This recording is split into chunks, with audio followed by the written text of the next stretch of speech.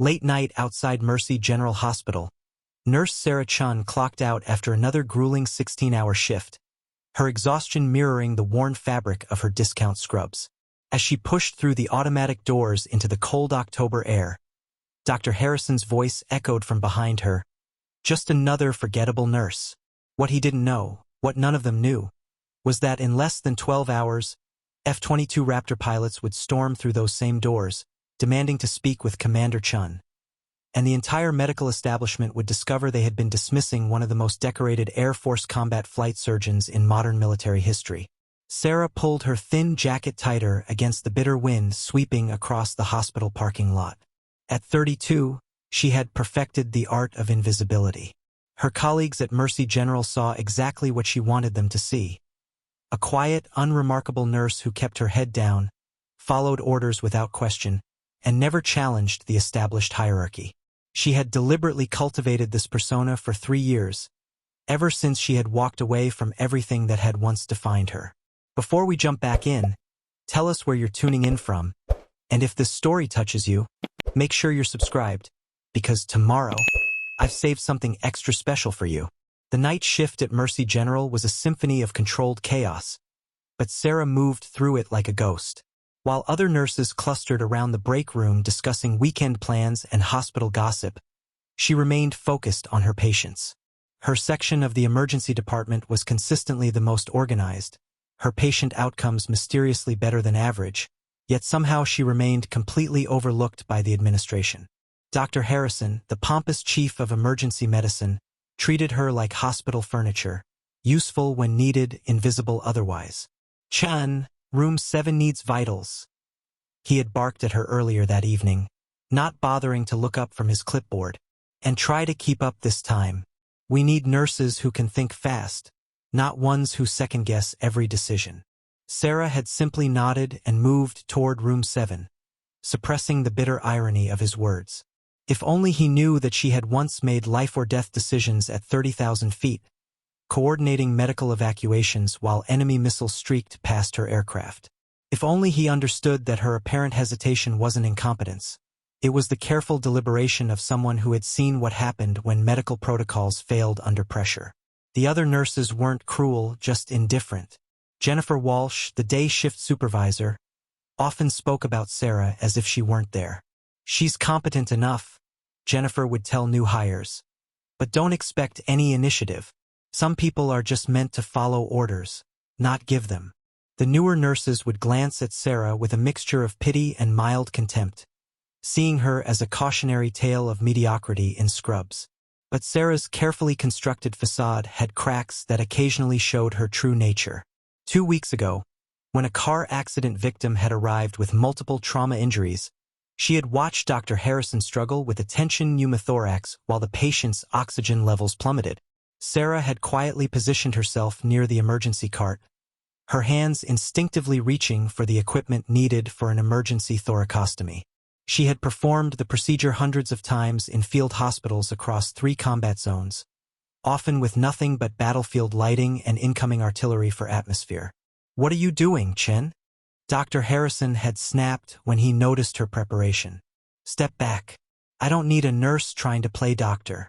Sarah had immediately stepped away, watching helplessly as Dr. Harrison fumbled with the procedure for another precious minute before finally succeeding. The patient survived, but those 60 seconds of delay could have been fatal.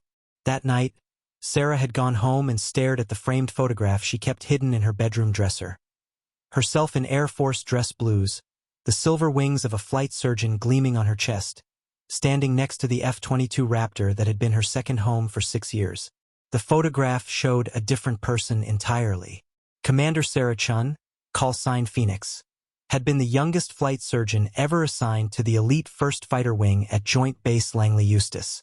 She had flown combat missions over hostile territory, performed emergency surgery in the belly of transport aircraft, and developed trauma protocols that were now standard across the entire Air Force medical service. Her innovations in high-altitude combat medicine had saved countless lives and earned her the Distinguished Flying Cross twice. But that was before Kandahar, before the mission that had ended her military career and shattered her faith in the system she had served so faithfully, before she had lost her entire medical team in what the official report called an unfortunate miscommunication in the chain of command. Before she had requested discharge and disappeared into the anonymity of civilian nursing, determined never again to be responsible for decisions that could cost lives. The irony wasn't lost on her that she now worked in a place where her former colleagues wouldn't even be allowed to practice medicine. Military flight surgeons were physicians first, with additional specialized training in aerospace medicine and combat trauma. Sarah held an MD from Johns Hopkins, had completed a residency in emergency medicine, and possessed advanced certifications in everything from hyperbaric medicine to combat surgical procedures. But her nursing license was all anyone at Mercy General cared to see. As she walked through the parking lot toward her modest Honda Civic, Sarah's phone buzzed with a text message from her younger sister Lisa. "Saw your old squadron on the news tonight. They're calling them heroes. Wish you were still with them." Sarah quickly deleted the message without responding, just as she had deleted dozens of similar messages over the past 3 years. The Air Force had tried to contact her several times, offering promotions, new assignments, even a position at the Pentagon. She had ignored them all. The transformation from Commander Chun to Nurse Chun had been deliberate and complete. She had traded her officers' quarters for a studio apartment in a questionable neighborhood. Her military precision had been replaced by careful mediocrity. Her commanding presence had been subdued into invisible competence. She had even changed her appearance, letting her regulation short hair grow out and trading her confident posture for the slightly hunched shoulders of someone trying to avoid attention. But some habits died hard. Every night, Sarah still spent an hour studying medical journals and reviewing advanced trauma protocols. She told herself it was just intellectual curiosity, but deep down she knew the truth. Despite everything that had happened, despite her determination to live an ordinary life, she couldn't completely abandon the skills that had once made her extraordinary.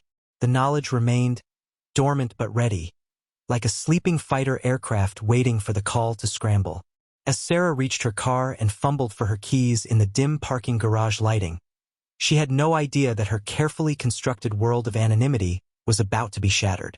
She couldn't know that at that very moment, 3,000 miles away, a crisis was developing that would demand exactly the kind of expertise she had spent 3 years trying to forget. The sleeping phoenix was about to be awakened, whether she was ready or not.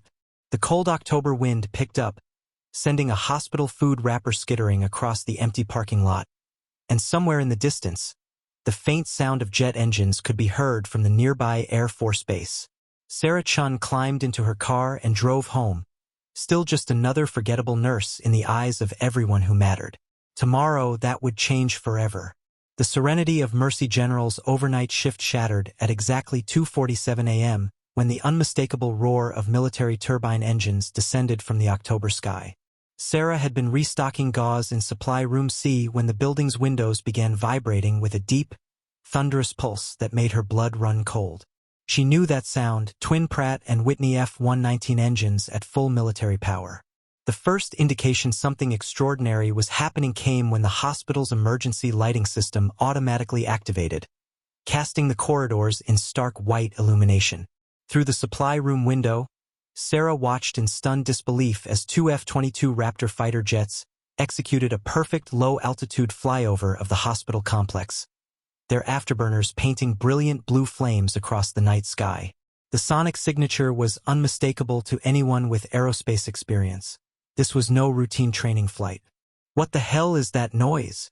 Dr. Harrison's voice carried down the hallway, panic creeping into his usually arrogant tone.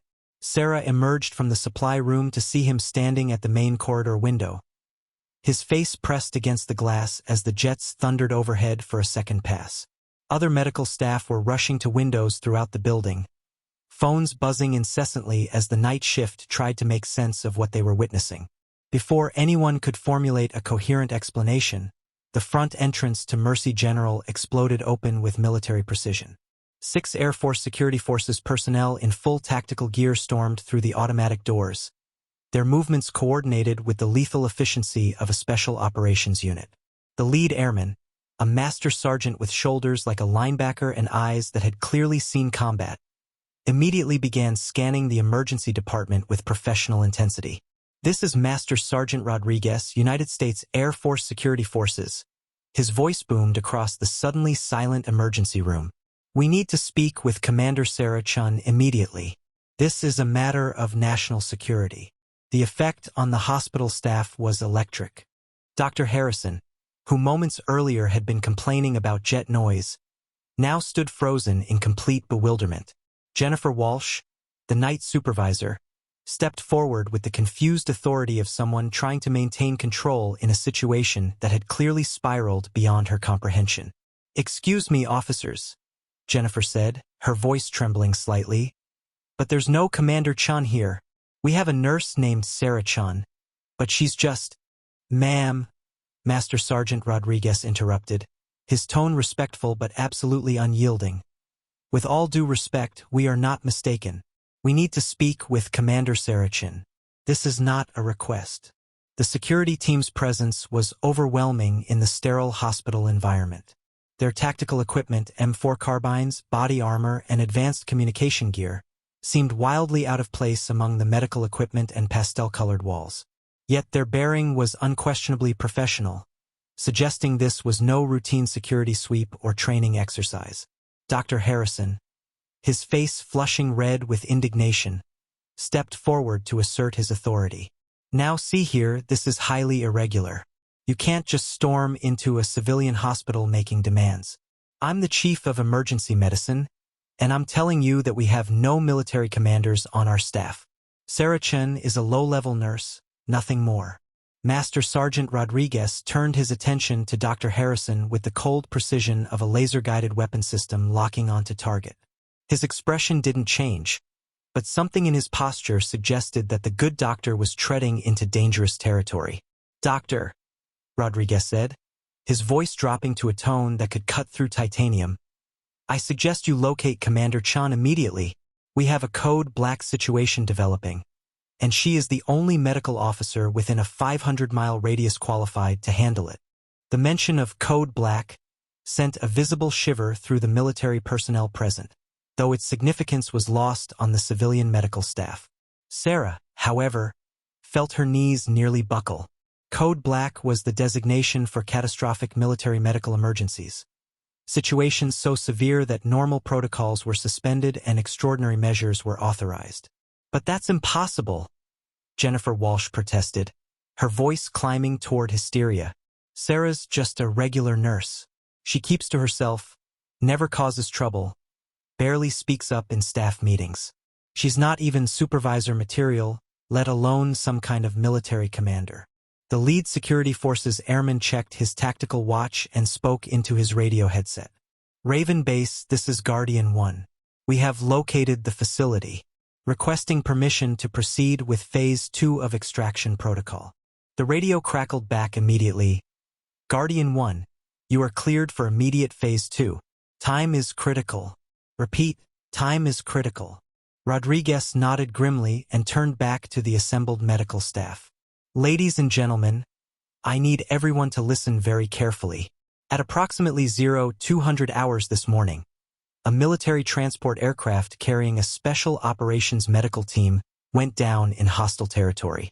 The senior flight surgeon aboard that aircraft is critically injured and requires immediate surgery by someone with specific expertise in combat aerospace medicine. Commander Chun is the only qualified surgeon within operational range." The words hung in the air like smoke from an aircraft fire. Dr. Harrison's mouth opened and closed several times, but no sound emerged. The concept that one of his nurses, someone he had dismissed and belittled for 3 years, could be a military commander with expertise beyond his own was simply incomprehensible. "You have to understand," Jennifer Walsh said desperately. "Sarah is sweet, but she's not particularly bright. She follows orders well enough, but she's never shown any leadership potential. She certainly doesn't have surgical training." Master Sergeant Rodriguez's patience was clearly wearing thin. The radio chatter in his earpiece was becoming more urgent, and the gravity of whatever situation was developing was evident in the increasing tension among his team members. "Ma'am, with respect, you have no idea who you're talking about," Rodriguez said. "The woman you know as just a nurse is Commander Sarah Chun. Call sign Phoenix, former senior flight surgeon with the 1st Fighter Wing. She holds the Distinguished Flying Cross with 2 oak leaf clusters and the Silver Star for Valor in Combat Medical Operations. She has performed surgery in the bellies of transport aircraft under enemy fire and developed trauma protocols that are now standard across all military medical services. The revelation hit the assembled medical staff like a physical blow. Nurses who had worked alongside Sarah for years stared at each other in complete disbelief. This quiet, unassuming woman who restocked supplies and followed orders without question was supposedly a decorated war hero? Dr. Harrison finally found his voice, though it came out as barely more than a whisper. That's absolutely impossible. She's never demonstrated any surgical knowledge. She's never even questioned my medical decisions. Dr. Rodriguez replied, his voice carrying an edge of steel. The reason she's never questioned your decisions is because she has the discipline and professionalism to respect the chain of command. But make no mistake, if lives were on the line, Commander Chun could perform procedures that you've never even heard of. The security forces team began moving with renewed urgency. 2 airmen positioned themselves at the main entrance while others began a systematic search of the facility. The jets overhead continued their patrol pattern, their engine noise serving as a constant reminder that this was no drill. "Where is she?" Rodriguez demanded, his composure finally showing cracks as the urgency of the situation became overwhelming.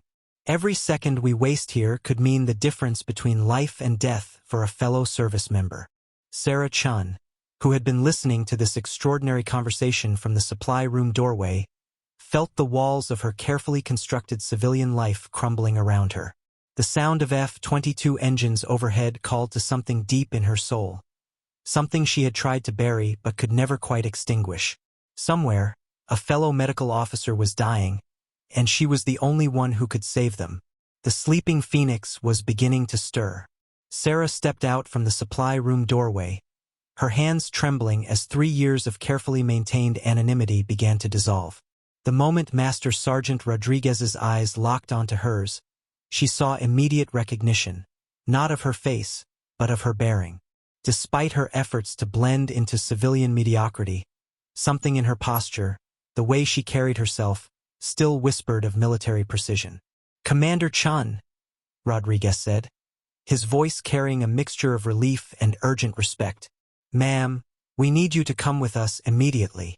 The words hit Sarah like a physical blow, dragging her back to a life she had spent 3 years trying to forget. But before she could respond, the full weight of her hidden history came flooding back. Not just her achievements, but the catastrophic failure that had driven her into exile. Dr. Harrison and the nursing staff stood in stunned silence as Sarah's carefully constructed facade began to crack. Her shoulders straightened almost imperceptibly, her chin lifted with unconscious authority, and for the first time in 3 years, she looked like the decorated officer she had once been. The transformation had begun 6 years earlier when Captain Sarah Chun, fresh from her residency in emergency medicine at Johns Hopkins, had been selected for the Air Force's most prestigious assignment, senior flight surgeon with the 1st Fighter Wing's elite Raptor Squadron. At 26, she was the youngest officer ever chosen for the position, responsible for the medical readiness of pilots flying the world's most advanced air superiority fighters. But Sarah's expertise extended far beyond routine flight physicals and altitude sickness protocols. She had volunteered for every dangerous assignment, every combat deployment, every mission that others considered too risky for medical personnel. Her specialty was what the Air Force called extreme environment medicine, performing complex surgical procedures under conditions that would paralyze most physicians. Her call sign, Phoenix, had been earned during her first deployment to Afghanistan. When a reconnaissance aircraft had been shot down behind enemy lines, Sarah had insisted on flying the rescue mission despite direct orders to remain at base. She had performed a thoracotomy, open chest surgery, in the back of a helicopter while taking enemy fire, saving the life of a critically wounded pilot as the aircraft maneuvered to avoid surface-to-air missiles. The Pentagon had wanted to court-martial her for disobeying orders. Instead, they gave her the Distinguished Flying Cross and quietly began assigning her to the military's most dangerous medical missions. Over the next 4 years, Commander Chun became a legend within special operations medical circles. She developed the Phoenix Protocol, a revolutionary approach to combat trauma surgery that could be performed in transport aircraft during flight. Her techniques reduced mortality rates in airborne medical evacuations by 37% and became standard procedure across all branches of the military. She had operated on wounded soldiers while their transport plane executed evasive maneuvers over hostile territory. She had performed neurosurgery in a makeshift field hospital during a mortar attack, her hands steady as explosions rocked the ground around her. She had once kept a critically injured Navy SEAL alive for 6 hours during an extraction flight, manually maintaining his circulation when all equipment failed. The Air Force had fast-tracked her promotion to major, then lieutenant colonel, then full colonel by age 30. Military medical schools taught courses based on her innovations. Defense contractors consulted with her on designing medical equipment for extreme environments. She had been on track to become the youngest general in Air Force medical service history. But with great capability came impossible responsibility. As her reputation grew, Sarah found herself assigned to increasingly dangerous missions where she was often the only medical officer capable of handling catastrophic trauma under combat conditions. The weight of countless lives depending solely on her expertise had begun to take its psychological toll, though she had hidden it with the same discipline she applied to everything else. The breaking point had come during Operation Desert Phoenix, a classified rescue mission in Syria where a special operations team had been ambushed while attempting to extract a high-value intelligence asset. Sarah had been aboard the lead medical transport when their convoy came under heavy fire from insurgents armed with anti-aircraft weapons. Her team had consisted of 4 other medical personnel: Major Lisa Santos, her best friend and surgical partner; Captain Mike Rodriguez, a combat medic she had personally trained; Staff Sergeant Jennifer Kim, the most skilled medical technician in the Air Force; and Lieutenant Brad Thompson, a young flight surgeon on his first combat deployment who looked up to Sarah like a mentor. The attack had been devastating. An RPG had struck their medical transport directly, killing Major Santos instantly and critically wounding the others. Sarah had survived with minor injuries, but found herself alone and responsible for keeping 3 critically wounded teammates alive, while enemy fighters closed in on their position. Working with equipment damaged by shrapnel and explosives, Sarah had performed emergency surgery on all 3 wounded personnel simultaneously. She had managed to stabilize Captain Rodriguez and Staff Sergeant Kim, but Lieutenant Thompson's injuries were beyond what even her legendary skills could repair. As she worked desperately to save him, their position had come under direct assault. The rescue team had arrived just as Sarah was losing Thompson's pulse for the final time. She had fought to revive him for 20 minutes while bullets flew around their position, refusing to accept that she couldn't save everyone. When the evacuation helicopter finally lifted off, Sarah was holding the lifeless body of the young officer who had trusted her to bring him home safely. The official investigation had cleared Sarah of any wrongdoing. The Pentagon had praised her heroic efforts and awarded her a 2nd Distinguished Flying Cross. Her commanding officers had assured her that losing Lieutenant Thompson was an unavoidable consequence of combat operations, not a failure of medical judgment. But Sarah knew better. In the depths of her grief and guilt, she had replayed every second of that mission, analyzing every medical decision, questioning every choice she had made.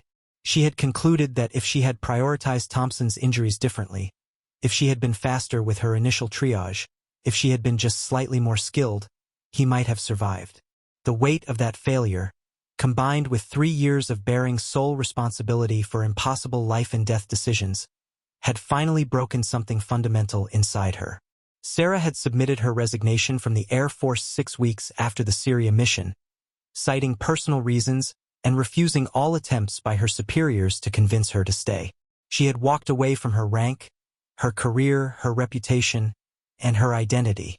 The woman who had once been considered the finest combat surgeon in the military had deliberately transformed herself into an invisible civilian nurse, determined never again to be responsible for decisions that could cost lives.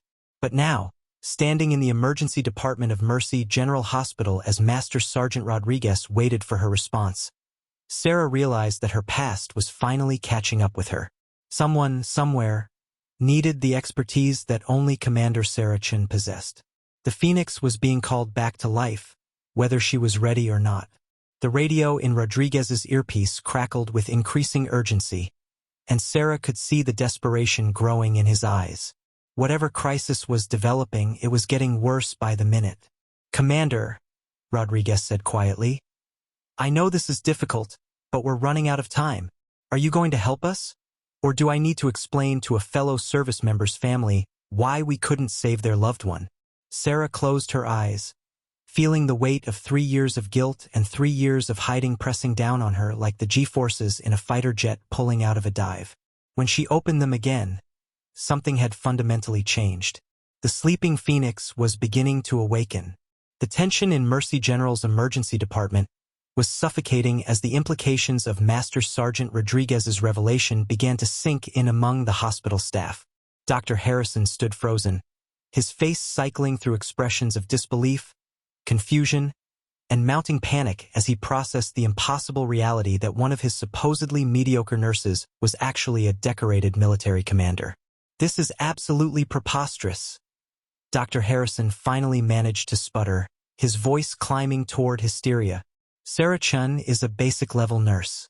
She follows simple protocols, takes vitals, and changes bedpans. She's never demonstrated any advanced medical knowledge, let alone surgical expertise." Jennifer Walsh nodded vigorously in agreement, her own worldview crumbling as she tried to reconcile the quiet, submissive nurse she knew with the war hero described by the security forces team. "I've supervised Sarah for 3 years," she insisted. "She's competent at basic tasks, but she lacks initiative. She never questions orders, never offers suggestions, never shows any leadership qualities whatsoever." Dr. Michael Stevens, the hospital's chief medical officer who had been awakened by the commotion, arrived in the emergency department still wearing his pajamas under a hastily thrown-on lab coat. His hair was disheveled, and his eyes were wide with the confusion of someone trying to process an impossible situation at 3 o'clock in the morning. "What exactly is happening here?" Stevens demanded, his voice carrying the authority of someone accustomed to being in control. "I've got patients calling about fighter jets buzzing the hospital. My security department is reporting armed military personnel in my emergency room. And now I'm hearing wild stories about one of our nurses being some kind of special forces commander." Master Sergeant Rodriguez turned to face the new arrival, his patience clearly wearing thin as precious seconds ticked away. "Sir, I'm Master Sergeant Rodriguez, United States Air Force Security Forces. We have a code black medical emergency requiring the immediate assistance of Commander Sarah Chun, who is currently employed at your facility as a civilian nurse." Dr. Stevens laughed, at the absurdity of the situation. "Commander? Sarah Chun? You must be joking. She's one of our most unremarkable employees. Pleasant enough, reliable in a basic sense, but certainly not command material. She's the kind of nurse who does exactly what she's told and never thinks beyond her assigned tasks." The dismissive laughter and casual contempt in Dr. Stevens' voice seemed to trigger something in the security forces personnel. Several of the airmen exchanged glances that spoke of barely controlled anger at hearing a decorated war hero described in such disparaging terms. But it was Dr. Harrison who truly epitomized the institutional arrogance that had kept Sarah's true identity hidden for 3 years. Emboldened by the presence of the chief medical officer, he stepped forward with renewed confidence. "I've worked directly with Nurse Chun for 3 years, Harrison declared, his voice dripping with condescension. "Trust me when I tell you that she lacks the intellectual capacity for advanced medical procedures. Just last month, I had to correct her on basic medication dosages. She's adequate for routine nursing tasks, but asking her to handle anything complex would be dangerous for patients." What Dr. Harrison didn't mention, because he had never bothered to investigate, was that Sarah's mistake with medication dosages had actually been a subtle correction of his own error. She had quietly adjusted a potentially lethal prescription while making it appear that she was simply following his orders, allowing him to maintain his authority while protecting the patient from his incompetence.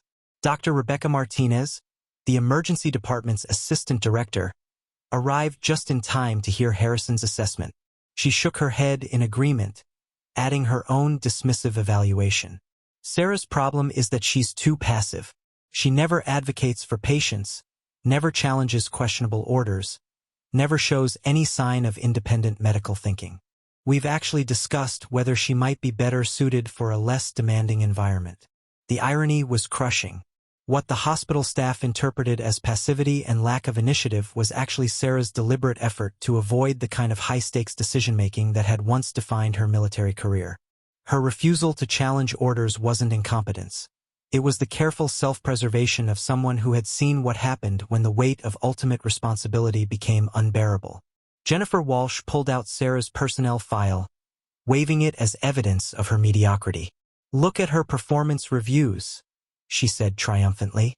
"Consistently rated as meets expectations, never exceeds, never shows exceptional capability. Her nursing school transcripts show average grades at best.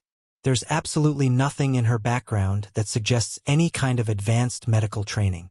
What Jennifer didn't know was that Sarah's nursing school transcripts were deliberately fabricated. After leaving the Air Force, Sarah had created an entire false academic history, complete with forged documents showing average performance at a mediocre nursing program. Her actual medical degree from Johns Hopkins, her surgical residency, and her advanced military medical training were buried under layers of carefully constructed deception. Dr. Stevens crossed his arms and fixed Master Sergeant Rodriguez with a patronizing stare. "Sergeant, I don't know what kind of intelligence failure led to this confusion, but I can assure you that Mercy General Hospital does not employ any military commanders. Sarah Chun is a pleasant but unremarkable nurse with limited capabilities and minimal ambition." The casual dismissal seemed to ignite something dangerous in Rodriguez's eyes. He stepped closer to Dr. Stevens, his voice dropping to a tone that could cut through steel. "Doctor, with all due respect, you have no idea what you're talking about. The woman you're describing as unremarkable has saved more lives under impossible conditions than most physicians will see in their entire careers." But the hospital staff was too invested in their own perception of Sarah to accept the possibility that they might be wrong. Dr. Harrison, feeling supported by his colleagues, became even more aggressive in his dismissal. "Listen, Sergeant," Harrison said with barely concealed contempt. "I'm a board-certified emergency physician with 15 years of experience. I think I know medical competence when I see it. Sarah Chen is a nice enough person, but she's simply not capable of the kind of advanced procedures you're describing. Hell, I've seen her struggle with basic fore insertions." Again, Harrison was revealing his own blindness. Sarah's occasional struggles with basic procedures were actually her way of maintaining her facade while working around the dangerous shortcuts and poor technique that Harrison himself employed. She had learned to make simple tasks appear difficult while quietly ensuring patient safety. The institutional culture at Mercy General had created the perfect environment for Sarah's deception. The hospital's rigid hierarchy discouraged nurses from questioning physicians, even when those physicians made obvious errors. Initiative was interpreted as insubordination, and competence was measured by compliance rather than capability. Dr. Martinez nodded sagely, adding her own pseudo-psychological analysis. "Sarah exhibits classic signs of imposter syndrome mixed with learned helplessness. She's probably internalized the idea that she's not smart enough for advanced medical work, which is why she sticks to basic nursing tasks. The military must have made some kind of administrative error." The conversation was interrupted by increasingly urgent radio chatter from Rodriguez's earpiece. The voice on the other end was clearly growing desperate, reporting deteriorating conditions and requesting immediate medical intervention. Whatever crisis was developing was rapidly approaching a point of no return. Rodriguez made one final attempt to cut through the institutional arrogance and willful blindness. "Ladies and gentlemen, I'm going to say this once more. The person you know as just a nurse is one of the most highly trained combat surgeons in the United States military. She has performed procedures under conditions that would break most physicians. If you continue to stand in the way of this mission, you will be responsible for the death of a fellow service member." But Dr. Stevens had made up his mind. With the full confidence of someone who had never been wrong about anything important, he crossed his arms and delivered his final verdict. "Sergeant, I'm afraid you're going to have to find someone else. Sarah Chen is simply not qualified for whatever you need. She's a basic-level nurse, nothing more." The sleeping phoenix was about to prove them catastrophically wrong. The radio chatter in Master Sergeant Rodriguez's earpiece suddenly exploded into frantic activity, cutting through the hospital staff's dismissive arguments like a knife through tissue paper. Sarah could hear fragments of the transmission even from several feet away. Words like critical deterioration, massive hemorrhage, and losing him fast that made her blood run cold with professional recognition. Rodriguez pressed his hand to his earpiece, his face draining of color as he received an update that clearly changed everything. When he looked up, his eyes held the desperate intensity of someone watching time run out on a fellow warrior's life. "Ma'am," he said, addressing Sarah directly while ignoring the hospital administrators entirely. "The situation has become critical. We need to move now, or we're going to lose him." Before Sarah could respond, the emergency department's trauma alert system activated with its distinctive piercing wail. Through the hospital's main entrance, paramedics rushed in with a civilian patient, a construction worker who had fallen from scaffolding and was bleeding profusely from what appeared to be a severe abdominal injury. Dr. Harrison immediately took charge of the incoming trauma, barking orders with his usual self-important authority. "Get him to Trauma Bay 2. I need 2 units of Onegstat. And somebody find me a surgical kit." But as the construction worker was wheeled past Sarah's trained eye caught something that made her freeze in horror. The man's positioning on the gurney, the specific angle of his torso, and the pattern of blood staining his clothing told a story that Dr. Harrison was completely missing. This wasn't just an abdominal injury, it was a penetrating wound that had likely severed the hepatic artery, an injury that required immediate and precise surgical intervention or the patient would bleed out within minutes. Sarah watched as Dr. Harrison began his assessment, following standard trauma protocols that were woefully inadequate for the specific type of injury she was observing. His hands probed the wrong areas. His orders focused on general bleeding control rather than the targeted intervention needed to save the man's life. "Doctor," Sarah said quietly, stepping forward despite every instinct telling her to remain hidden, "I think you should consider." "Chan," Dr. Harrison snapped without even looking up. "I don't need nursing advice right now. Get me more gauze and stay out of my way." But Sarah could see the telltale signs that Dr. Harrison was missing entirely. The patient's blood pressure was dropping in a specific pattern that indicated internal arterial bleeding, not the external hemorrhaging that Harrison was frantically trying to control. The man's skin color was shifting to a particular shade of pale that Sarah recognized from countless combat injuries. Without immediate surgical intervention, this patient would be dead within 10 minutes. "Dr. Harrison," Sarah tried again, her voice carrying a subtle note of authority that she immediately tried to suppress. "The bleeding pattern suggests hepatic artery involvement. You need to." "Nurse Chan," Dr. Harrison exploded, finally turning to face her with undisguised fury. "How dare you try to diagnose in my trauma bay? You're a basic-level nurse, not a physician. Now either help me with basic tasks or get out of my operating area." Jennifer Walsh quickly stepped in to defuse the situation, grabbing Sarah's arm and pulling her back from the trauma bay. "Sarah, what's gotten into you?" she hissed. "You know better than to question Dr. Harrison's medical decisions. Just do your job and let the doctors handle the complex cases." But Sarah was watching the patient's vitals on the monitor, and what she saw there confirmed her worst fears. The man's blood pressure was dropping rapidly, his pulse was becoming thready, and his oxygen saturation was beginning to decline. Dr. Harrison was applying pressure to external bleeding sites while completely missing the fact that the patient was bleeding to death internally. "Please," Sarah whispered, her voice barely audible over the chaos of the trauma response. "Just let me." "Absolutely not," Dr. Stevens interjected, having witnessed the entire exchange. "Nurse Chen, you are way out of line here.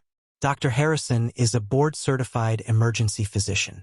Your job is to assist, not to second-guess his medical judgment." Sarah felt her carefully constructed civilian persona warring with her military training as she watched a preventable death unfolding before her eyes. Every instinct screamed at her to intervene, to push past the bureaucratic nonsense and save this man's life. But 3 years of forced mediocrity had taught her to suppress those instincts, to defer to authority even when authority was catastrophically wrong. The construction worker's condition continued to deteriorate. His blood pressure dropped to dangerously low levels, and his breathing became labored. Dr. Harrison was growing increasingly frantic, ordering more blood products and additional for access, but still failing to address the underlying cause of the bleeding. "We're losing him," one of the trauma nurses called out, her voice tight with panic. Dr. Harrison's face was flushed with exertion and growing desperation. "Get me a central line kit and call surgery. We need N or stat." But Sarah knew they didn't have time for a central line or transport to surgery. The patient needed immediate thoracic intervention to clamp the bleeding artery, a procedure that could be performed right there in the trauma bay if someone with the proper training and steady hands were allowed to act. Without thinking, Sarah stepped forward and placed her hands on the trauma cart, unconsciously positioning herself to access the equipment she would need for an emergency arterial repair. Her movements were smooth and professional, guided by muscle memory developed through hundreds of similar procedures under far more challenging conditions. "Nurse Chun," Dr. Martinez barked sharply. "Step away from that equipment. You're not qualified to." Sarah's hands froze on the trauma cart as the full weight of her situation crashed down on her. Here she was, watching a man die from an injury she could repair in her sleep, while being prohibited from acting by people who couldn't even diagnose the problem correctly. The irony was suffocating. She had left the military to avoid the burden of life and death responsibility, only to find herself in a situation where her refusal to act would result in exactly the kind of preventable death she had been trying to escape. "Ma'am," Master Sergeant Rodriguez said quietly, having observed the entire situation with growing understanding, "this is exactly why we need you. People are dying while bureaucrats argue about qualifications." The patient's pulse suddenly became barely detectable, and the monitor began showing the distinctive pattern that indicated imminent cardiac arrest. Dr. Harrison looked up from the trauma bay with the wide-eyed panic of someone realizing that he was losing control of a critical situation. "Somebody get me the attending surgeon," he shouted desperately. "I need backup in here." But Sarah knew that by the time another physician arrived, it would be too late. The construction worker would become another preventable casualty, another life lost to institutional incompetence and rigid adherence to hierarchy over competence. As she stood there watching a man die while possessing the skills to save him, Sarah felt something fundamental shift inside her chest. The phoenix that had been dormant for 3 years was beginning to stir, its wings stretching against the cage of self-imposed mediocrity she had built around herself. The question was whether she would remain safely hidden in her civilian disguise, or whether she would step forward and reveal the truth about who she really was. Either way, the decision she made in the next 30 seconds would determine whether 2 men lived or died, the construction worker bleeding out in Trauma Bay 2, and the unknown service member whose life hung in the balance of a code black emergency that only Commander Sarah Chun was qualified to handle. The sleeping phoenix was being forced to choose between safety and duty, between hiding and healing, between the anonymous nurse she had become and the decorated surgeon she had once been. Preparing and narrating this story took us a lot of time, so if you are enjoying it, subscribe to our channel. It means a lot to us. Now back to the story. Sarah's carefully constructed facade finally cracked as she watched the construction worker's life slip away. Something primal and unstoppable surged through her, 3 years of suppressed expertise demanding to be unleashed. Without conscious thought, she stepped forward and placed her hands on the patient's abdomen with the practiced precision of someone who had performed this exact procedure under enemy fire. "Step back, Chen," Dr. Harrison shouted, but his voice seemed to come from another dimension as Sarah's military training took over completely. Her fingers found the precise location of the hepatic artery injury through palpation alone, a skill that required years of trauma surgery experience to develop. With movements so smooth and confident they seemed choreographed, she reached for the trauma kit and extracted a hemostatic clamp with her left hand while applying targeted pressure with her right. "What the hell do you think you're doing?" Dr. Stevens screamed, lunging forward to physically restrain her. But something had fundamentally changed in Sarah's bearing. Without looking away from the patient, she spoke in a voice that carried absolute authority. "This man has a severed hepatic artery. If you interfere with this procedure, He will be dead in 90 seconds. The transformation was startling. Her posture straightened, her movements became crisp and efficient, and her voice carried the unmistakable tone of someone accustomed to making life-and-death decisions under pressure. This was no longer the meek nurse who had restocked supplies and apologized for existing. This was Commander Sarah Chun. "You don't have the training to," Dr. Harrison began, but Sarah cut him off with surgical precision. "Doctor, I need you to maintain pressure on the external wounds while I address the arterial bleeding. Can you do that? Or do I need to train someone else?" The casual competence in her voice was so unexpected that Dr. Harrison actually found himself following her instructions before his conscious mind could object. His hands moved to apply pressure exactly where Sarah indicated, and suddenly the chaotic trauma response became organized and efficient. Sarah's hands worked with impossible speed and accuracy. She located the bleeding artery, applied a temporary clamp to control the hemorrhaging, and began the delicate process of repairing the damage using techniques that weren't taught in any civilian medical program. Her suturing was flawless, her tissue handling perfect, and her situational awareness absolute. "How is she doing that?" Jennifer Walsh whispered to no one in particular, her voice filled with shock and growing recognition that everything they thought they knew about Sarah Chun was catastrophically wrong. The patient's vital signs immediately began to stabilize. His blood pressure stopped dropping, his pulse strengthened, and his color began to return to normal. Within 4 minutes, Sarah had controlled bleeding that Dr. Harrison hadn't even been able to properly diagnose, let alone treat. "There," Sarah said quietly, stepping back from the trauma bay. "He'll need surgical repair of the arterial wall, but the immediate bleeding is controlled. He should make a full recovery." The emergency department fell into stunned silence. Dr. Harrison stared at the perfectly executed surgical repair with the expression of someone witnessing a miracle. Dr. Stevens stood frozen, his mouth agape as he processed what he had just witnessed. The nursing staff looked at Sarah as if she had transformed into an entirely different person before their eyes. Master Sergeant Rodriguez watched the entire procedure with the knowing expression of someone finally seeing a master craftsman revealed. "That," he said quietly, "is why we need you, Commander." But even as the immediate crisis was resolved, Sarah felt the crushing weight of exposure settling on her shoulders.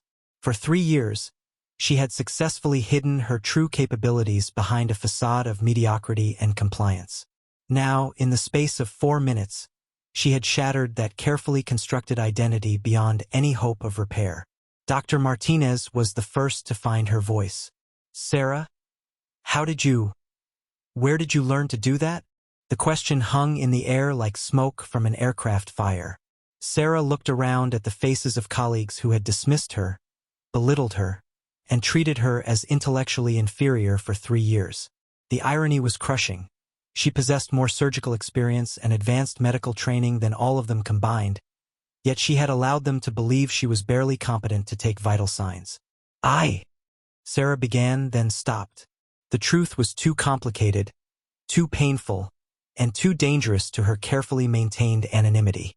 But the evidence of her capabilities was now undeniable, witnessed by a dozen medical professionals and recorded on security cameras throughout the hospital. Jennifer Walsh pulled Sarah's personnel file from the nursing station and began flipping through it frantically. "Your transcripts show you graduated from a community college nursing program with average grades. Where could you have possibly learned advanced surgical techniques like that?"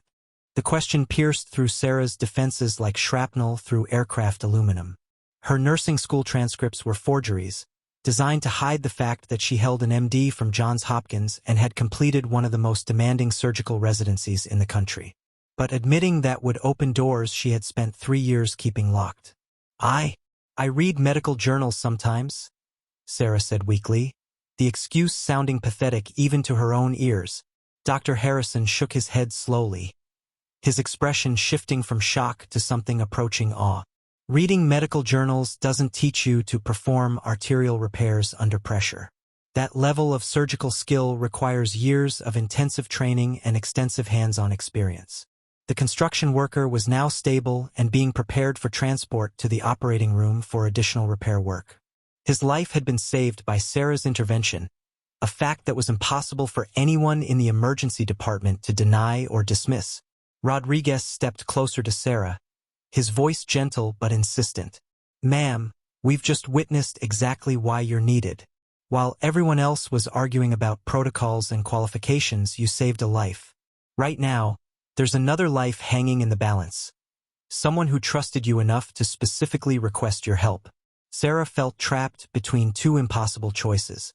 She could continue trying to maintain her civilian identity, knowing that her secret was already exposed beyond any hope of concealment. Or she could acknowledge the truth about who she really was and accept the crushing responsibility that came with that identity. The radio chatter from Rodriguez's earpiece had become increasingly desperate. Through the static, Sarah could hear fragments of medical terminology that painted a picture of a rapidly deteriorating trauma case requiring immediate intervention by someone with her specific expertise. "Commander," Rodriguez said quietly, "I know this is difficult, but we're almost out of time. The wounded service member is at a forward operating base with limited medical facilities. You're the only surgeon within operational range who can handle this type of injury." Dr. Stevens found his voice at last, though it came out as barely more than a whisper. "Sarah, are you really a military commander? Have you been lying to us this entire time?" The accusation stung because it contained enough truth to be dangerous. Sarah had been lying not just about her identity but about her capabilities, her background, and her reasons for being at Mercy General. She had deceived everyone around her for 3 years, allowing them to believe she was something she wasn't while secretly possessing skills that could have saved countless lives. But the lies had been necessary armor, protection against the kind of responsibility that had nearly destroyed her in Syria. She had traded her identity for peace of mind, her expertise for emotional safety, her calling for anonymity. Now that armor was cracking, and the phoenix underneath was beginning to show through, the question was whether she would continue hiding behind the fragments of her disguise, or whether she would finally step into the light and accept the consequences of being who she really was. The sound of F-22 engines overhead reminded her that this wasn't just about her anymore. Somewhere, a fellow service member was dying, and only she had the training to save them. The sleeping phoenix was being called back to duty, whether she was ready or not. The radio in Master Sergeant Rodriguez's earpiece erupted with a transmission so urgent that even the hospital staff could hear fragments of it through the static. Sarah's blood turned to ice as she caught key phrases: arterial rupture, catastrophic blood loss, and most chilling of all, request immediate Phoenix protocol intervention. Rodriguez pressed his hand to his earpiece, his face grave as he received the full briefing. When he looked up, his eyes held the desperate intensity of someone delivering a death sentence with a stay of execution attached. "Commander Chen," he said, his voice cutting through the stunned silence of the emergency department. "The situation has become critical. Captain Marcus Webb, call sign Falcon, sustained massive trauma when his F-22 was forced down during a classified reconnaissance mission. He's at forward operating base Eagle's Nest, approximately 200 miles north of here, and he's dying." Sarah felt her knees weaken at the mention of Marcus Webb. She knew that name, knew that call sign. Falcon had been one of the pilots in her squadron during her final deployment. A brilliant aviator with a wife and 2 young children. Someone who had trusted her medical expertise to keep him mission-ready through countless dangerous operations. "The field medics have managed to stabilize him temporarily," Rodriguez continued, his voice growing more urgent with each word. "But he's sustained what appears to be a complex thoracic injury combined with severe internal bleeding. The base medical officer is a general practitioner with no surgical training, and the nearest military hospital is 4 hours away by ground transport." Dr. Harrison stepped forward, his earlier dismissiveness replaced by growing comprehension of the gravity of the situation. "Surely there are other military surgeons who could." "No, sir," Rodriguez interrupted firmly. "Captain Webb specifically requested Commander Chun. According to his medical records, she performed a similar life-saving procedure on him during their previous deployment. He trusts her, and more importantly, she's the only surgeon with experience in the specific technique needed to save his life." The weight of that revelation settled on Sarah like the crushing pressure of a high-G maneuver. Marcus Webb wasn't just asking for any qualified surgeon. He was asking for her specifically, trusting his life to her expertise and their shared history. The personal connection made refusing impossible, even as every instinct screamed at her to maintain her carefully constructed anonymity. What exactly are his injuries? Sarah heard herself asking, her voice carrying the professional detachment of a military medical officer assessing a critical case. Rodriguez consulted his tactical tablet, reading from the field medical report. Penetrating chest trauma with suspected damage to the major vessels near the aortic arch, massive internal bleeding that the field team can't locate or control. Blood pressure dropping rapidly despite multiple transfusions. The field medic reports that standard trauma protocols aren't working. Sarah's medical training kicked in automatically, her mind processing the injury profile with the cold efficiency that had made her legendary in special operations circles. She knew exactly what kind of injury Rodriguez was describing.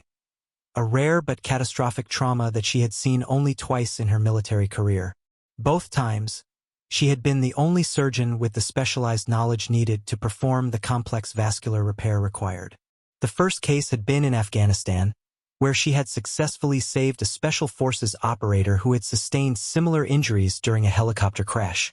The second case had been Captain Webb himself, during a mission where his aircraft had been damaged by enemy fire and he had been injured during emergency ejection. Sarah had pioneered a modified surgical approach that had not only saved Webb's life, but had become known throughout military medical circles as the Phoenix Protocol. "How long do we have?" Sarah asked, her voice steady despite the emotional turmoil building inside her. "The field medic estimates maybe 90 minutes before his condition becomes irreversible," Rodriguez replied grimly. "It's a 40-minute flight to the FOB, which gives you maybe an hour to perform the surgery once we arrive." Dr. Stevens stepped forward, his face pale with the realization that this was far beyond anything Mercy General could handle. "But surely this is a job for a full military surgical team. There must be specialists at Walter Reed or—" "Sir," Rodriguez said with barely controlled patience, "Captain Webb doesn't have 4 hours for transport to a major medical center. He has 90 minutes, and Commander Chun is his only hope." Sarah felt the walls of her carefully constructed civilian life closing in around her. For 3 years, she had successfully avoided exactly this kind of situation. A critical case where lives depended on her unique expertise, and someone's survival hinged on her willingness to accept ultimate responsibility for the outcome. Jennifer Walsh looked at Sarah with a mixture of confusion and dawning recognition. "But Sarah, you've never even assisted in major surgery here. How could you possibly handle something this complex?" The question hung in the air like an accusation. Sarah realized that any response would further expose the deception she had maintained for 3 years. She couldn't explain her expertise without revealing her true identity, and she couldn't maintain her cover while accepting a mission that would demonstrate capabilities far beyond any civilian nurse. "Ma'am," Rodriguez said quietly, stepping closer to Sarah, "I know this is asking everything of you. I know you left the service for personal reasons, and I know this isn't the life you chose. But right now, Captain Webb is lying in a field medical tent, bleeding to death, and he's asking for you specifically." The personal appeal hit Sarah like a physical blow. Marcus Webb had been more than just another pilot in her squadron. He had been a friend, someone who had shared the unique bond that developed between aircrew and flight surgeon during dangerous deployments. She remembered performing his annual flight physical, clearing him for missions that had taken him into harm's way, watching him take off on sorties where her medical decisions directly affected his survival. Dr. Martinez shook her head in bewilderment. "I still don't understand how Sarah could possibly be qualified for this kind of surgery. Her personnel file shows no advanced surgical training, no specialized certifications, nothing that would prepare her for a case this complex." "Because her personnel file is falsified," Rodriguez said bluntly, his patience finally exhausted. "Commander Sarah Chin, call sign Phoenix, is a board-certified surgeon with specialized training in aerospace medicine and combat trauma. She holds the Distinguished Flying Cross with oak leaf clusters and the Silver Star for valor in medical operations under fire. Her techniques for high-altitude combat surgery are taught at every military medical school in the country. The revelation hit the hospital staff like a shock wave. Dr. Harrison's face went white as he processed the implications of having dismissed and belittled someone whose qualifications far exceeded his own. Jennifer Walsh stared at Sarah's personnel file, as if it had transformed into a venomous snake in her hands. "You mean she's been lying to us this entire time?" Dr. Stevens asked, his voice carrying equal parts outrage and incredulity. Sarah felt the last remnants of her civilian disguise disintegrating under the weight of exposure. There was no point in continuing the charade now. Her secret was out, her true identity revealed to people who would never look at her the same way again. But more importantly, Marcus Webb was dying, and she was the only person with the skills and experience needed to save his life. The Phoenix protocol that bore her call sign existed because she had developed it specifically for injuries like the ones Webb had sustained. No other surgeon in the world had her experience with this particular type of trauma. The radio crackled again with an update from the field medical team. Webb's condition was deteriorating faster than anticipated. His blood pressure was dropping despite aggressive intervention, and the field medic was reporting signs of impending cardiovascular collapse. "Commander," Rodriguez said urgently, "we need your decision now. The helicopter is standing by, but every minute we delay reduces Captain Webb's chances of survival." Sarah looked around at the faces of colleagues who had treated her as invisible and incompetent for 3 years. She thought about the quiet life she had built, the anonymity she had carefully cultivated, the peace she had found in avoiding the crushing weight of life and death responsibility. Then she thought about Marcus Webb lying in a field medical tent, trusting his life to her expertise, and their shared commitment to never leave a fellow warrior behind. The sleeping phoenix spread its wings and prepared to fly. Sarah stood at the crossroads between her carefully constructed anonymity and the crushing weight of duty that had once defined her existence. The radio chatter from Rodriguez's earpiece painted an increasingly desperate picture of Captain Webb's deteriorating condition, each medical update stripping away another layer of her civilian disguise. But before she could formulate a response, the automatic doors of Mercy General exploded open with military precision. A figure in pristine Air Force dress blues strode into the emergency department with the bearing of someone accustomed to commanding respect in the most dangerous situations imaginable.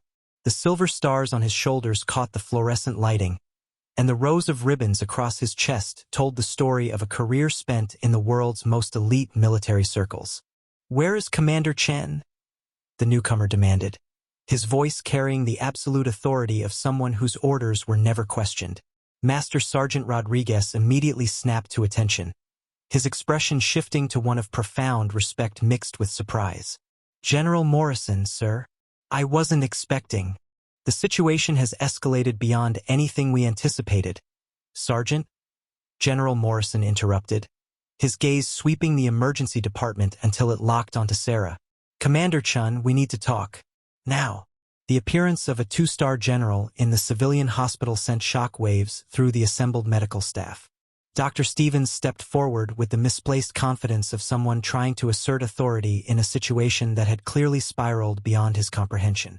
"General, I'm Dr. Stevens, Chief Medical Officer of this facility," he said, extending his hand. "I'm afraid there's been some kind of mistake. We don't have any military commanders on our staff. Sarah Chen is just a civilian nurse with average qualifications at best." General Morrison looked at Dr. Stevens with the cold assessment of a predator evaluating prey. He ignored the extended handshake entirely, his voice carrying the kind of authority that could reshape careers with a single sentence. "Dr. Stevens," Morrison said, his tone precision engineered to cut through delusion, "let me clarify something for you. The woman you've been dismissing as just a nurse is Lieutenant Colonel Sarah Chen, one of the most decorated medical officers in United States Air Force history. She holds the Distinguished Flying Cross with 2 oak leaf clusters, the Silver Star for gallantry in combat medical operations, and the Air Force Cross for extraordinary heroism under fire." The general's words hit the hospital staff like a precision-guided munition. Dr. Harrison's face went from dismissive arrogance to ashen comprehension as the magnitude of his 3-year mistake became clear. Jennifer Walsh clutched Sarah's falsified personnel file as if it had become radioactive. "Furthermore," Morrison continued, his voice gaining intensity. Lieutenant Colonel Chun is the architect of the Phoenix Protocol, the most advanced combat trauma surgery technique ever developed. Her innovations have saved over 300 military personnel in situations where conventional medicine would have failed completely. Dr. Martinez found her voice first, though it came out as barely more than a whisper. But that's impossible. Sarah never demonstrated any advanced medical knowledge. She followed orders, did basic tasks, never showed any signs of surgical expertise. General Morrison's expression shifted to something approaching contempt as he processed the stunning blindness of the civilian medical establishment. Doctor, what you interpreted as following orders was actually the professional discipline of an officer who understood the chain of command. What you saw as basic competence was a decorated war hero deliberately concealing her capabilities to avoid exactly the kind of situation we're facing today. The general turned his full attention to Sarah, his expression softening with the respect reserved for fellow warriors who had proven themselves under the most extreme conditions. Colonel Chun, I know you requested separation from active duty, and I know the personal cost of the Syria mission. But right now, Captain Webb is dying, and you're the only surgeon with the specialized knowledge to save his life. Sarah felt the weight of 3 years of carefully maintained deception crashing down around her. The false nursing credentials, the fabricated mediocrity, the deliberate suppression of her true capabilities. All of it was being stripped away by the simple presence of someone who knew exactly who she really was. General, Sarah said quietly, her voice carrying traces of the authority she had spent 3 years hiding. I left active duty for good reasons. I can't. Colonel, Morrison interrupted firmly. Captain Webb isn't the only one at risk. The mission he was flying when his aircraft went down was part of a classified operation involving multiple personnel. If we lose him, we lose critical intelligence that could compromise the safety of an entire special operations team currently deployed behind enemy lines. The revelation hit Sarah like a physical blow. This wasn't just about saving one pilot's life. It was about protecting an unknown number of service members whose survival might depend on the intelligence that only Captain Webb possessed. Dr. Harrison, still reeling from the complete reversal of everything he thought he knew about Sarah, attempted to reassert some measure of control. General Morrison, I understand this is a serious situation, but surely there are other qualified military surgeons who could. Morrison's patience finally snapped entirely. He turned on Dr. Harrison with the focused intensity of a laser-guided weapons system acquiring its target. Dr. Harrison, let me be absolutely clear about something. You have spent 3 years treating one of America's most elite combat surgeons like an incompetent subordinate. You have dismissed, belittled, and undermined an officer whose medical expertise exceeds your own by orders of magnitude. The general's voice carried the weight of institutional authority backed by decades of military service. Lieutenant Colonel Chun has performed surgery in the bellies of transport aircraft under enemy fire. She has saved lives in conditions that would paralyze civilian physicians. She has developed medical techniques that are now standard across every branch of the armed forces. Jennifer Walsh looked down at Sarah's personnel file, her voice shaking as she processed the implications of the general's words. You mean all of this, the nursing school transcripts, the average grades, the basic certifications, it's all fake? Every single document in that file is a carefully constructed fiction, Morrison confirmed. Colonel Chun holds an MD from Johns Hopkins, completed her residency in trauma surgery at Walter Reed, and received advanced training in aerospace medicine that less than 50 people worldwide possess. The systematic destruction of Sarah's civilian identity was complete and irreversible. 3 years of painstaking deception had been obliterated in the space of 5 minutes by someone who refused to accept the fiction she had so carefully constructed. Dr. Stevens found his voice again, though it carried none of its earlier authority. But why? Why would someone with those qualifications choose to work as a basic-level nurse? Morrison's expression grew somber as he considered how much of Sarah's personal tragedy to reveal. Doctor, Lieutenant Colonel Chun left active duty, following a classified mission where she lost members of her medical team despite her heroic efforts to save them. She came here seeking anonymity and peace, not knowing that her past would eventually catch up with her. The radio in Rodriguez's earpiece crackled with another urgent update. Captain Webb's condition was continuing to deteriorate, and the field medical team was reporting signs of imminent cardiovascular collapse. Time was running out with brutal efficiency. "Colonel Chun," Morrison said urgently, "I know I'm asking you to return to a life you deliberately left behind. I know the personal cost of what happened in Syria. But Captain Webb trusted you once before with his life, and he's trusting you again. Are you going to let him die because of bureaucratic timidity and personal trauma?" Sarah felt the last vestiges of her civilian disguise crumbling away like the hull of a damaged aircraft losing structural integrity. The phoenix that had been dormant for 3 years was spreading its wings, preparing to fly back into the storm of responsibility and life-and-death decision-making that she had spent so long trying to escape. The sleeping phoenix was being forced to choose: remain hidden in the wreckage of her former identity, or rise from the ashes to save lives that only she could save. Sarah stood in the wreckage of her carefully constructed civilian life, feeling the weight of 3 years of deception lifting from her shoulders like discarded flight gear.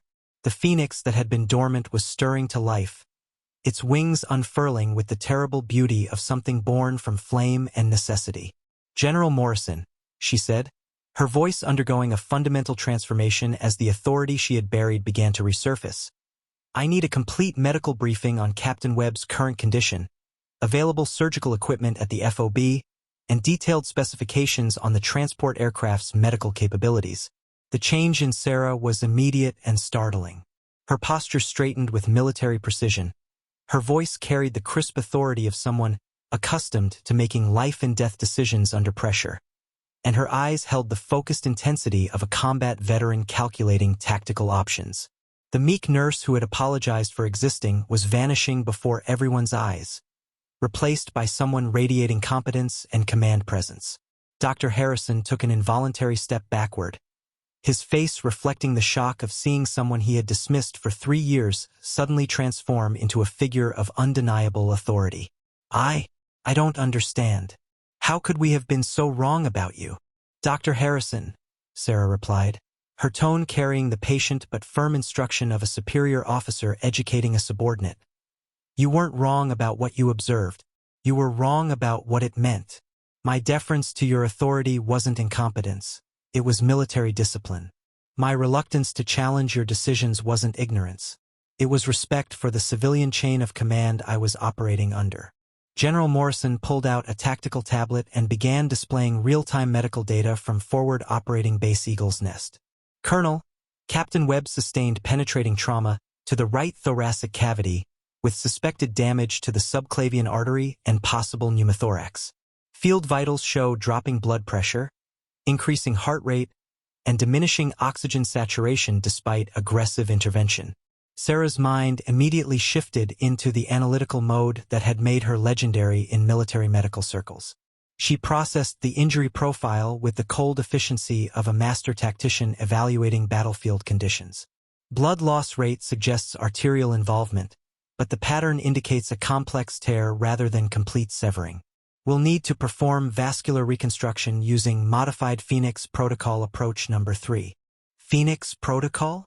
Dr. Martinez asked, her voice filled with growing comprehension of just how far out of her depth the civilian medical staff had been. "A surgical technique I developed for repairing major vessel damage in austere environments," Sarah explained, her voice carrying the matter-of-fact tone of someone discussing routine procedures. "Standard civilian trauma surgery requires controlled operating room conditions with full surgical teams. The Phoenix Protocol allows a single surgeon to perform complex vascular repairs using minimal equipment under battlefield conditions." Master Sergeant Rodriguez consulted his radio, receiving updates from the helicopter crew standing by to transport Sarah to the forward operating base. "Ma'am, the bird is fueled and ready. Medical equipment is loaded according to your specialized requirements. Flight time to the FOB is 37 minutes. Sarah nodded with the automatic efficiency of someone slipping back into a familiar role. "Sergeant, I need you to relay specific instructions to the field medical team. Have them establish 4 access using 14-gauge catheters, begin warming blood products to body temperature, and prepare a sterile surgical field using whatever clean flat surface they can improvise. The transformation in Sarah's demeanor was so complete that even General Morrison seemed surprised by the speed with which she had resumed her military bearing. This wasn't gradual emergence from hiding. This was immediate and total reclamation of her true identity. Jennifer Walsh stood holding Sarah's falsified personnel file, her hands shaking as she processed the magnitude of the deception that had surrounded her for 3 years. "You've been lying to all of us this entire time. Everything we thought we knew about you was false." "Jennifer," Sarah said, her voice carrying a gentleness that softened the authority, "I wasn't lying about who I am. I was hiding from who I used to be. Every day I came to work here, I was trying to be the person you thought I was. Simple, unambitious, content with basic responsibilities. But that person was a fiction I created to escape the weight of what I had been." Dr. Stevens found his voice, though it carried none of the condescension that had characterized his earlier interactions with Sarah. "But why here? Why choose to work as a basic-level nurse when you could have had any position in military medicine?" Sarah's expression grew momentarily distant as she confronted the personal demons that had driven her into exile.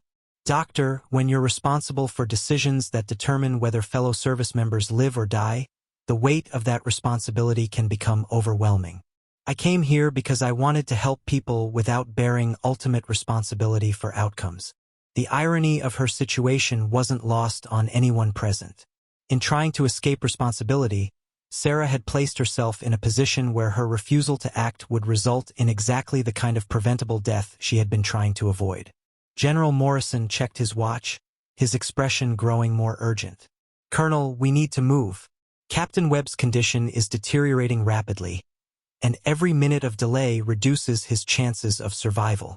Sarah looked around the emergency department one final time, seeing it through eyes that were no longer those of the anonymous nurse who had hidden among its staff for 3 years.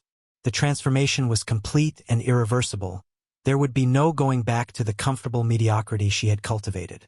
"I'll need to change into appropriate flight gear," she said, her voice carrying the practical authority of someone preparing for a combat mission. "Sergeant Rodriguez, have the helicopter crew configure the medical bay for in-flight surgical preparation. We may need to begin the procedure during transport if Captain Webb's condition deteriorates further." Dr. Harrison shook his head in amazement at the competence and authority that Sarah was displaying. "How do you just switch back to being a military officer like that? It's like you're a completely different person." "Doctor," Sarah replied, pulling the old Air Force flight surgeon patch from her wallet, the one memento of her military service she had never been able to discard. "I never stopped being a military officer. I just stopped letting anyone see it. The skills, the training, the instincts, they've been there the entire time, waiting for a situation that demanded them." She pinned the patch to her civilian scrubs, the silver wings and medical caduceus transforming her appearance as much as her bearing had transformed her presence. Lieutenant Colonel Sarah Chun was emerging from the chrysalis of Nurse Sarah Chun, and the metamorphosis was as beautiful as it was terrible. General Morrison stepped forward with obvious respect, executing a crisp salute that acknowledged both her rank and her expertise. "Colonel Chun, are you ready to return to active duty?" Sarah returned the salute with military precision, her voice carrying the unwavering authority of someone accepting ultimate responsibility for a fellow warrior's life. "General Morrison, Lieutenant Colonel Sarah Chun reporting for duty. Let's go save Captain Webb's life." The Phoenix had risen from the ashes of enforced mediocrity, spreading its wings for a flight that would determine whether one of America's finest pilots lived to see another sunrise. The sleeping warrior was awake, and she was magnificent. The UH-60 Black Hawk helicopter lifted off from Mercy General's helipad with the violent urgency of a combat extraction, its rotors churning the October night air into a maelstrom of sound and fury. Sarah sat in the medical bay, her civilian scrubs replaced by Air Force flight gear, the silver wings of her flight surgeon patch gleaming under the aircraft's tactical lighting. The transformation from hidden nurse to combat surgeon was now complete. General Morrison sat across from her, his tactical tablet displaying real-time updates from forward operating Base Eagle's Nest that painted an increasingly desperate picture. "Colonel, Captain Webb's blood pressure has dropped to 80/45 and continuing to fall. The field medic is reporting signs of hypovolemic shock despite aggressive fluid resuscitation. Sarah's mind processed the medical data with the cold precision that had made her legendary in special operations circles. Her hands moved automatically to check the specialized surgical equipment loaded aboard the helicopter, instruments designed specifically for the Phoenix protocol that bore her call sign. General, based on the injury profile and current vitals, we're looking at a complex subclavian artery tear with possible thoracic outlet compression. Standard trauma protocols won't work. The anatomy is too complex and the bleeding too severe for conventional repair techniques. The helicopter banked sharply as it changed course toward the forward operating base, the pilot pushing the aircraft to its maximum speed. Through the side windows, Sarah could see the lights of civilization giving way to the darkness of rural terrain, each mile taking her further from the anonymous safety she had cultivated for 3 years. Master Sergeant Rodriguez, who had accompanied them on the flight, monitored the radio communications with the FOB medical team. "Ma'am, the field medic is requesting guidance on blood product administration. They've already transfused 4 units with minimal improvement in blood pressure. Tell them to switch to packed red blood cells and prepare for massive transfusion protocol," Sarah ordered, her voice carrying the absolute authority of someone whose medical decisions had saved lives in far worse conditions. "The bleeding is faster than whole blood replacement can compensate for. We need to maximize oxygen carrying capacity while I locate and repair the source." The crew chief handed Sarah a headset connected to the helicopter's communication system, allowing her to speak directly with the medical team at the forward operating base.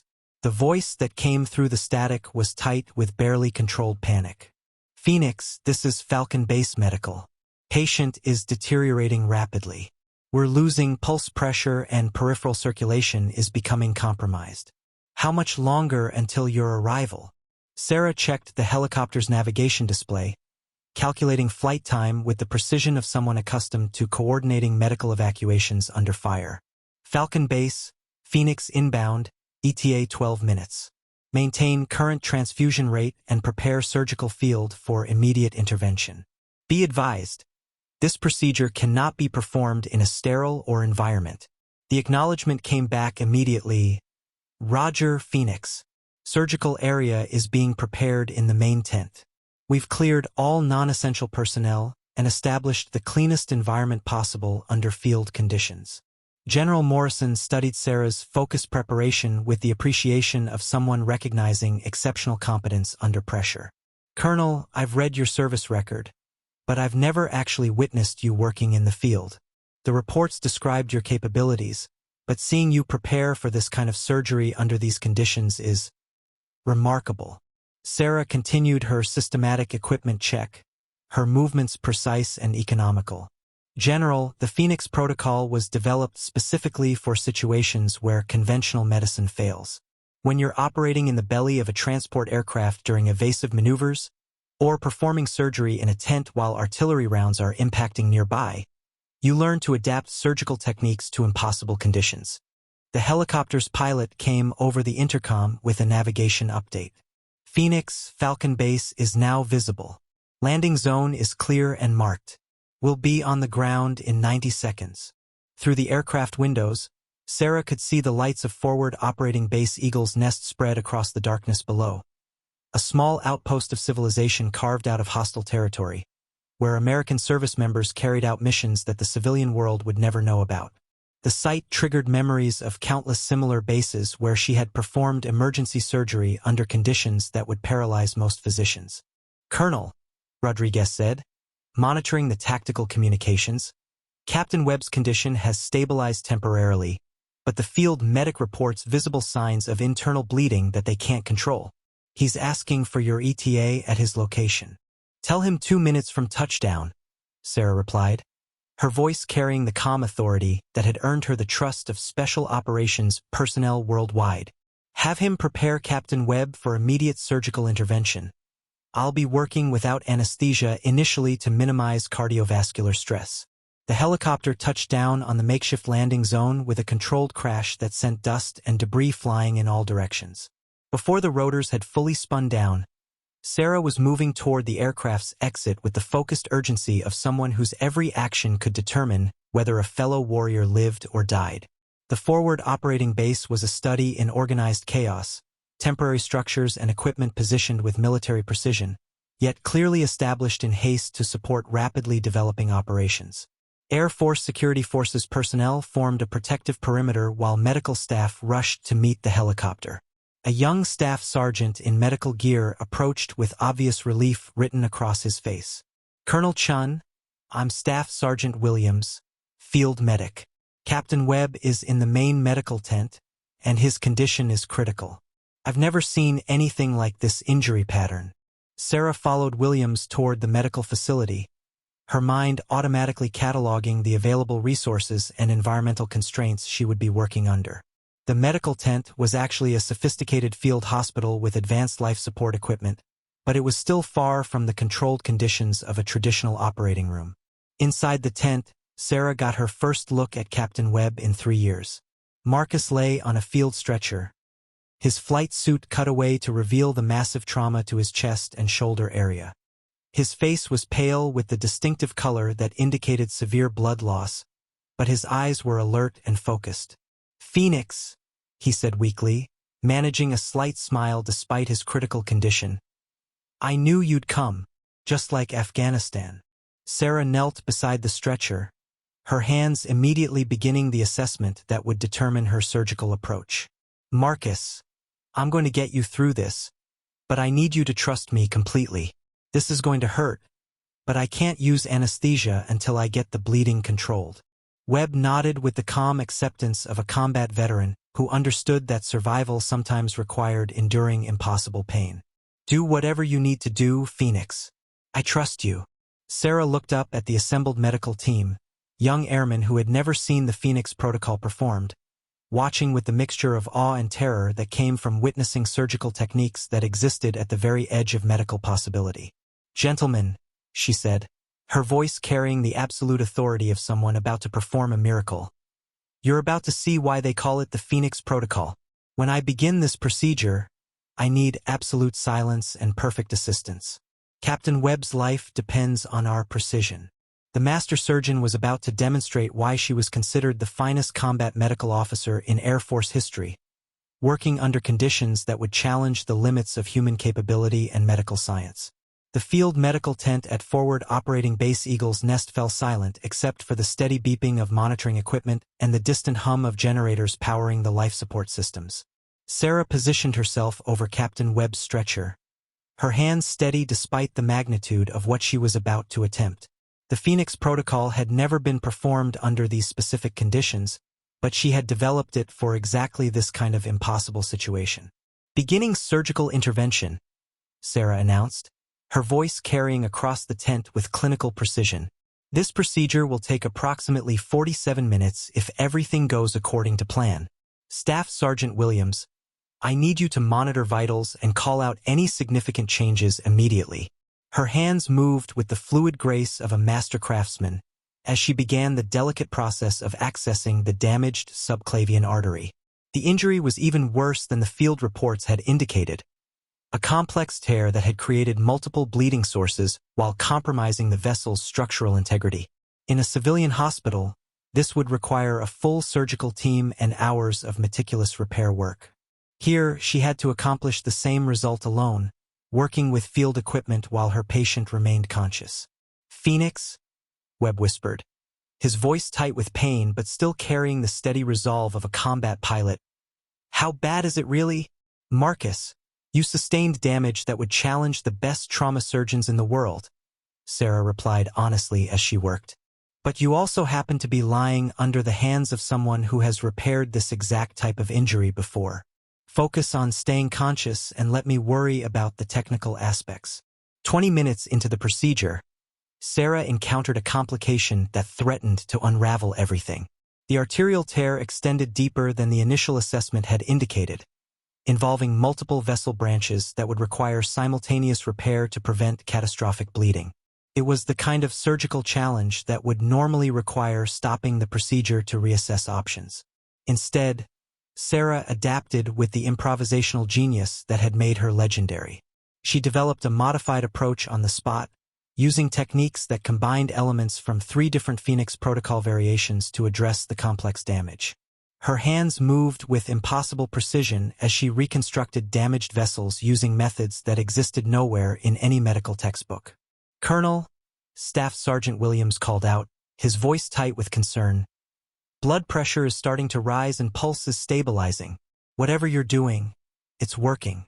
General Morrison, who had been observing the procedure from a respectful distance, stepped closer with obvious amazement. "Colonel Chun, I've read reports about your surgical innovations, but witnessing this level of expertise under field conditions is extraordinary. You're performing procedures that most surgeons couldn't accomplish in ideal operating room environments." Sarah continued her meticulous work, each suture placed with mathematical precision. "General, the Phoenix protocol exists because conventional surgery fails under combat conditions. When you're operating on a wounded pilot while his wingman circles overhead providing air cover, you learn to accomplish in minutes what normally takes hours." The critical moment came 37 minutes into the procedure when Sarah had to test the integrity of her vascular repairs. If her reconstruction held under normal blood pressure, Captain Webb would make a complete recovery. If it failed, he would bleed out within minutes and there would be no opportunity for a second attempt. "Marcus, I'm about to restore normal circulation," she said calmly. "This is the moment that determines whether you get to see your children again. Are you ready?" Webb managed a weak smile. "Phoenix, I've trusted you with my life before. I'm not going to stop now." Sarah made the final adjustments to her surgical repairs and then carefully released the clamps that had been controlling blood flow during the procedure. For several seconds that seemed to stretch into eternity, she watched for any signs of renewed bleeding or structural failure in her reconstruction. The monitoring equipment showed steadily improving vital signs as Captain Webb's circulation was restored. Blood pressure rose to normal levels, pulse strength increased dramatically, and his skin color began to return to healthy tones. The Phoenix protocol had succeeded under the most challenging conditions imaginable.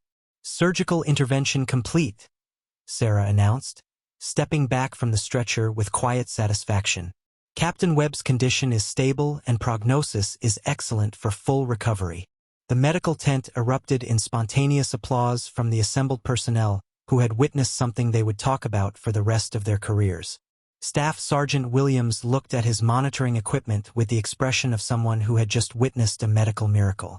Within 6 hours, news of Sarah's dramatic return to military service had reached the highest levels of the Air Force command structure. The story of the hidden nurse, who was actually one of the service's most decorated medical officers, spread through military medical circles with the speed of a supersonic aircraft. By the end of the week, Sarah found herself standing in the Pentagon briefing room, wearing the uniform she had put away 3 years earlier, as Air Force leadership offered her a promotion to full colonel and command of the service's most advanced medical research facility. "Lieutenant Colonel Chun," the Air Force Surgeon General said, "your innovations in combat trauma surgery have saved countless lives, and your return to service couldn't come at a more critical time. We're offering you the opportunity to lead development of next-generation military medical protocols that will benefit service members for decades to come." Sarah accepted the promotion and the new assignment, but with conditions that reflected the hard-won wisdom of someone who had learned the cost of carrying ultimate responsibility alone. "General, I accept on the condition that I can build a team of specialists who share the load of critical decision-making." The Phoenix Protocol saved Captain Webb's life, but it should never again depend on a single surgeon operating in isolation.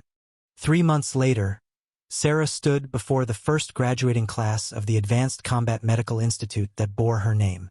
The students were drawn from all branches of the military, trained in revolutionary techniques that she had developed during her years of exile and refined during her dramatic return to service. "The most important lesson you'll learn here," she told the assembled medical officers, "is that expertise without humility is dangerous, and knowledge without compassion is worthless. Your job isn't to be heroes. It's to ensure that other people get to go home to their families." Back at Mercy General Hospital, Sarah's dramatic transformation from dismissed nurse to decorated Air Force colonel had become the stuff of institutional legend. Dr. Harrison had been quietly encouraged to seek employment elsewhere, while Jennifer Walsh now led mandatory training sessions on recognizing and respecting diverse backgrounds among hospital personnel. The hospital had established the Sarah Chan protocol for identifying and utilizing the full capabilities of all staff members, regardless of their official job titles or apparent qualifications. The lesson that true competence often wore humble clothes had been learned at the cost of 3 years of institutional blindness. As she concluded her address to the graduating medical officers, Sarah looked out at faces that reflected her own journey from hiding to healing, from anonymity to purpose. The phoenix had not only risen from the ashes of her self-imposed exile, it had taught others how to spread their wings and soar. "Remember," she said, her voice carrying across the auditorium with quiet authority, "the greatest victory isn't saving lives under impossible conditions. It's creating systems that make such desperate measures unnecessary. Your mission is to ensure that no one else has to hide their true capabilities to find peace, and that every service member gets the expert care they deserve from the moment they're injured until the moment they're healed." The sleeping phoenix had awakened not just to save one life, but to transform how the military approached combat medicine forever. And in that transformation, Sarah Chan had found something more valuable than the anonymity she had sought. She had found her true calling as a teacher, innovator, and guardian of those who served their country in the most dangerous places on Earth. Up next, you've got 2 more standout stories right on your screen. If this one hit the mark, you won't want to pass these up. Just click and check them out.